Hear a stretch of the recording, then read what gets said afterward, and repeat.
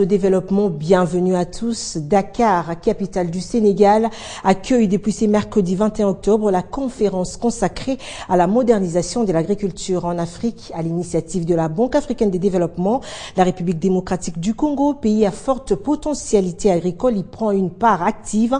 Invité à prendre la parole, le Premier ministre Augustin Matata Ponyo a démontré l'énorme potentiel agricole qui régorge les territoires congolais tout en soulignant son leadership ainsi que son rôle déterminant dans la transformation de ces secteurs. Le chef du gouvernement congolais soutient le développement d'une agriculture visant à combattre la pauvreté et à encourager l'entrepreneuriat de jeunes.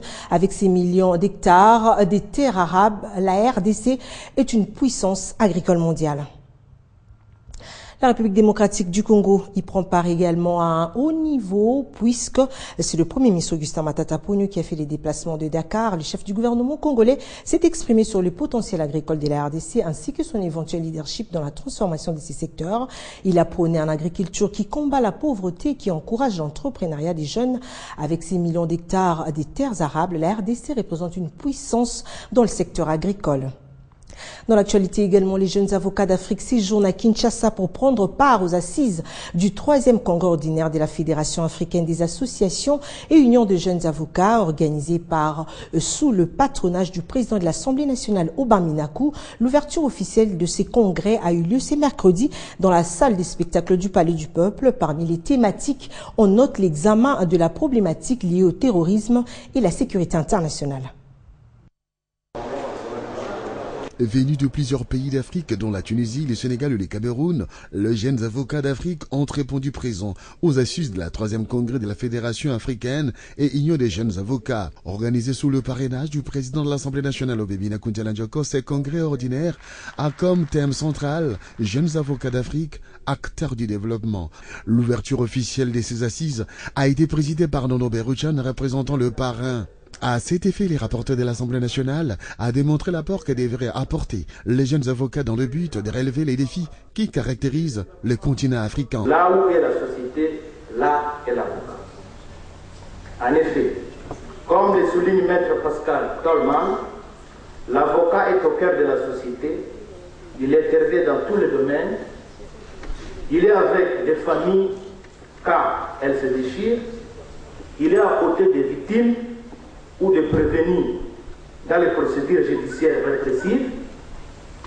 Il assiste les salariés et les employeurs pour que la justice soit faite dans les conflits du travail.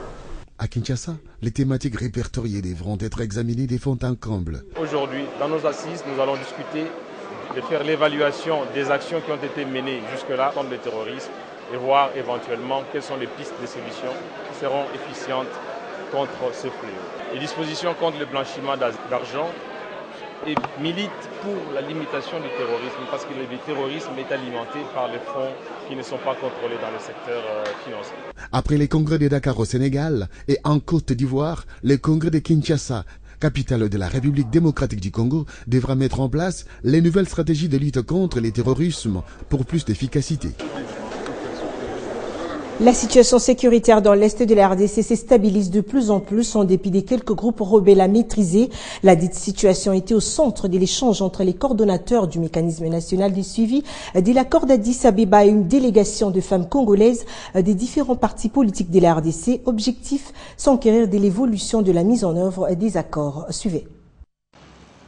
Dans la salle d'audience, François Mwambati Chimbi reçoit une forte délégation de femmes issues de différents partis politiques du pays, comme pour dire la situation politique de l'heure les préoccupe au plus haut point. Avec le coordonnateur du mécanisme national de suivi, ces dames venues de tous bords politiques vont échanger sur l'évolution de la mise en œuvre de l'accord cadre d'Addis Abeba, instrument sûr pour le retour de la paix et de la stabilité en RDC, mais également dans toute la sous-région du Grand Lac. Nous avons compris que vraiment notre pays, nous devons soutenir, nous surtout en tant que femmes du collectif, et divulguer le message de la paix. Elles ont salué en outre la bravoure des forces armées de la RDC et elles sollicitent par ailleurs un terrain d'attente pour les politiciens congolais, car selon elles, la paix en RDC passe avant tout par les dialogues politiques. Le dialogue, c'est une suite logique par rapport à tout ce qui arrive dans notre pays, par rapport à tout ce qui se passe. Et moi, je demande vraiment à tous les acteurs politiques de laisser un peu les intérêts égoïstes et de regarder vers l'avenir de notre pays. Et je pense que, comme nous sommes des Bantous, chaque fois qu'il y a un problème, on se met autour de l'arbre de palabres. Il est temps qu'on puisse dialoguer entre Congolais et se dire vraiment des vraies choses. Après les MNS, ces dames comptent rencontrer également d'autres personnalités clés de l'espace sociopolitique de la République démocratique du Congo. Je vous l'annonçais en titre, 4 valises de 113 kilos ont été saisies par la Régie des voies aériennes à l'aéroport international de Ndjili. Ces valises contenaient 60 pointes d'ivoire et 2 cornes de rhinocéros blanc à destination d'Hanoï au Vietnam via Air France. Plus de précisions dans cet élément. Regardez.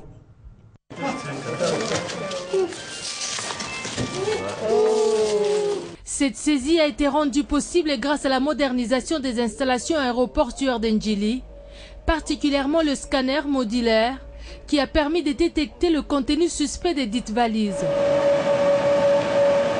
Et pourtant, ces valises étaient passées au check-up de la compagnie aérienne française à l'hôtel Memling, au centre-ville de Kinshasa, avant qu'elles ne soient acheminées à l'aéroport international d'Ndjili, afin d'être embarquées dans l'avion à destination de Hanoï au Vietnam. Ce qui était bizarre, c'est l'absence des propriétaires des colis à l'aéroport. On parle de 2 messieurs, en l'occurrence Te Duong et Pu Giang, dont l'identité reste encore mal connue jusqu'à ces jours.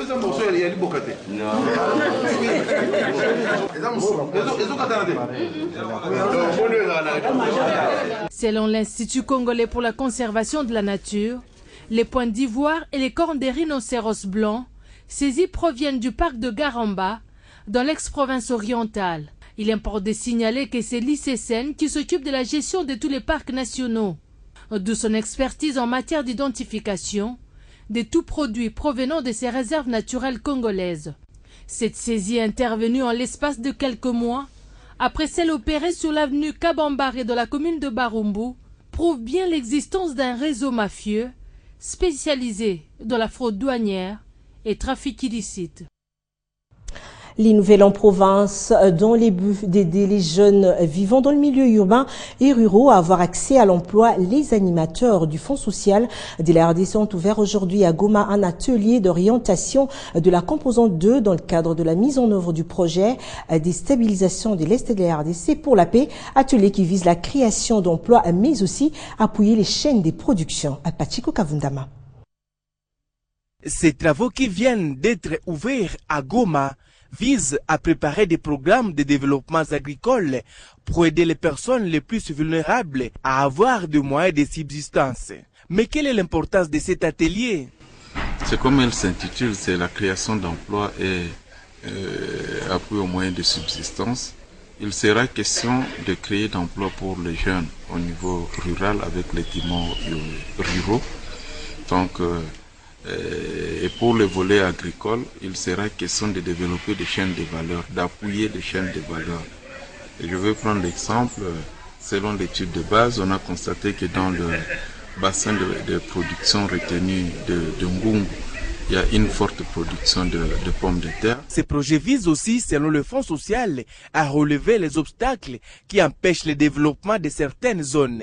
Sur ce, il tient aussi compte de la situation sécuritaire. Oui, ce sont des aspects que l'on tient en compte lorsqu'on met en œuvre un projet. Il y a l'accessibilité, mais il y a aussi la sécurité, c'est très capital. Donc, dans des zones instables, il nous sera difficile d'intervenir.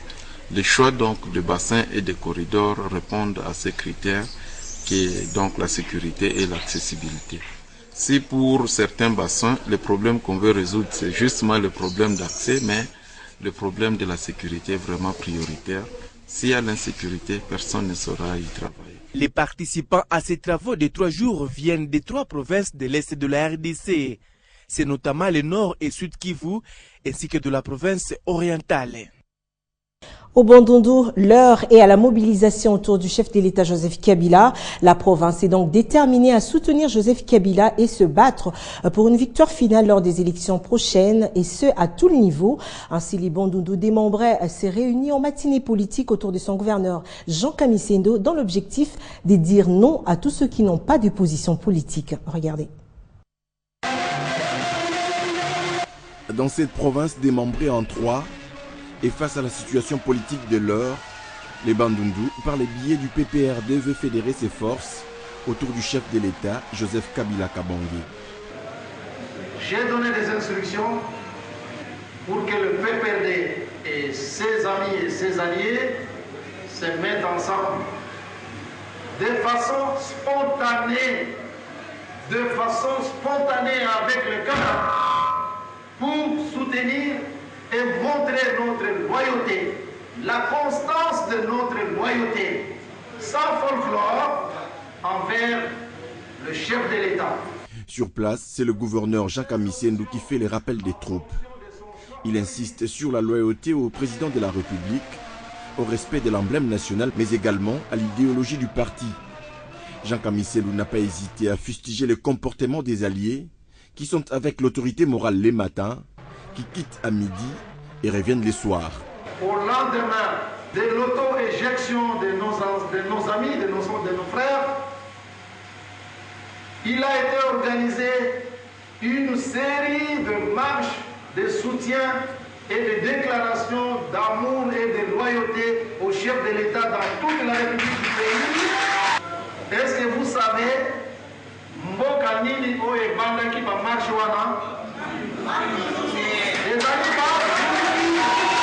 Cadres et membres du parti doivent rester fidèles. Jean Kamisendo se présente comme un exemple de loyauté. Compagnon depuis 1996 de Mouzé, le parti est donc appelé à améliorer son score lors des échéances électorales à venir. C'est donc une campagne de sensibilisation qui va se poursuivre sur tout le Bandundu. Jean Kamisendo va se rendre tour à tour à Bagata, Kikwit, Massimanimba, Idiofaye à Gungu, et va clôturer sa tournée à Kenge dans le Kwango. L'objectif ici est de raffermir la loyauté au chef de l'État, Joseph Kabila Kabange. On revient à Kinshasa. Les présidents du Congrès national congolais Pius Mwabilou volent au secours des élèves du complexe scolaire Cruche d'Or situé dans la municipalité délimitée. L'élu de la circonscription des Moamba est allé payer les frais scolaires des élèves dont les parents éprouvent des difficultés et pour s'acquitter de leurs devoirs. Mettre l'homme au centre de tout n'est pas un simple slogan au parti de Pius Mwabilou Mbayoumukala, mais une réalité palpable. Ce mardi, le président national du Congrès national congolais est allé palper du doigt les réalités auxquelles sont confrontés les élèves de l'école La Cruche d'Or à Kingabwa, dans la commune de Limete. C'est dans des conditions difficiles que ces élèves étudient. Sur place, le constat était déplorable.